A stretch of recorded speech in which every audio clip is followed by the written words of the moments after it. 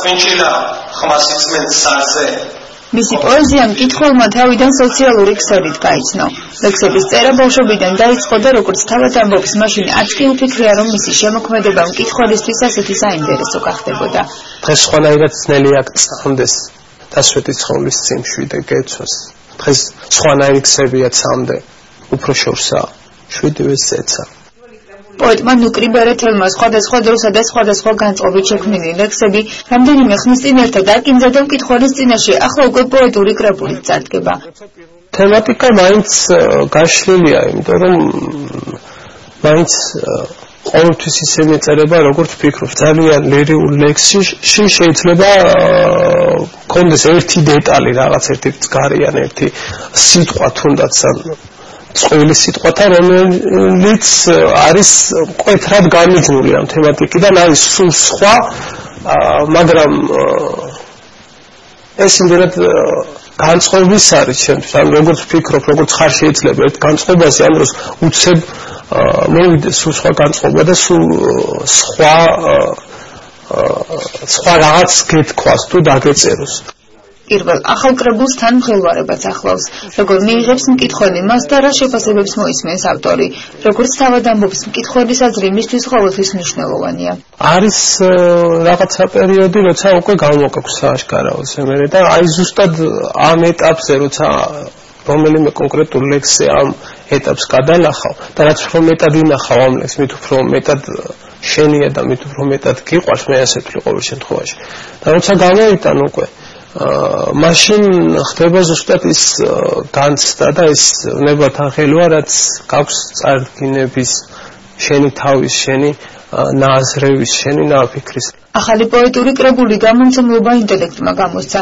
წიგნის რედაქტირება ანი კოპალიანს ეკუთვნის. ახალგაზრდა პოეტის შემოქმედების შეფასება კი პოეტ ტარიელ ხარხელაურს. ნუკრი ბერეთელი ჩვეულებრივი კლასიკური ფორმით მოდის ჩვენთან თავისი სათქმელით და ეს სათქმელები ძალიან ბუნებრივი, აქტუალური, თანამედროვე და ამის დასადასტურებლად მისი თუნდაც რამდენიმე ლექსი გამოდგება. აი ერთ ლექსს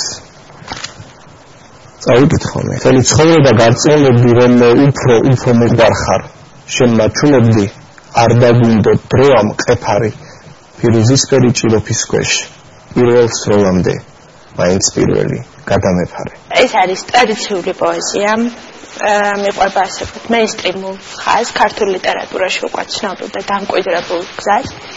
და ვისაც უყვარს ეს ტრადიციული პოეზია, შეუძლია სიამოვნებით წაიკითხოს ეს წიგნი.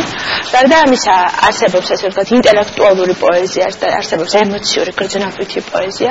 ეს არის აბსოლუტურად ემოციებზე დაყრდნობილი პოეზია და აი თქვათ ესეთი ცოტა შეიძლება მაღალი შედარება იყოს, მაგრამ მკითხველს ჭირდება